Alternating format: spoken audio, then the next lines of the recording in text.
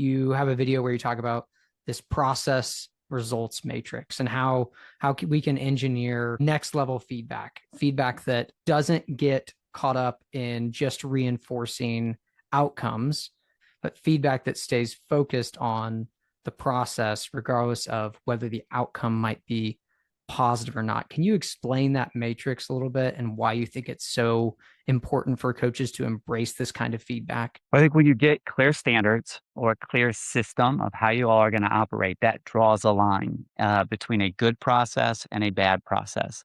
And this is a way to measure execution and see if the process, if we want to separate it from the results. We started a basketball academy when I was just coming out of college, and we would be locked into developing this footwork system.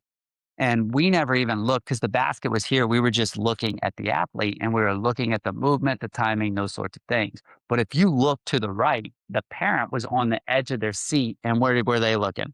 Whether or not the ball went in. And that's how they were judging the rep. And I think a lot of people do that, especially fans. If you go into a game, fans go crazy when the ball goes in. And when they miss, there's no cheers. What we've learned is that if you can repeat a process, whether or not you're getting results, that shows competitive stamina. So the way the matrix works is it separates the process from the result and it grades the fundamentals of the decision and the execution that you're making. So if a good process, the top left box is if we have a good process that doesn't get a result, that's a great rep. The ideal state is the top right box, and that's when there's a good process and a good result. And then when you go to the bottom, it's just a bad process, which is P negative is what we call it, and we are negative, and you don't get the result. The challenge in leadership is when you have a bad process and you're getting results. So the way we look at that is there's two boxes that have result alignment, and you can leverage the result to teach the lesson. I would not waste much praise in that situation or feedback in that situation. I would partner with the result. Where I would spend my time with praise and correction would be the other boxes because the result is not reinforcing what the process is, good or bad.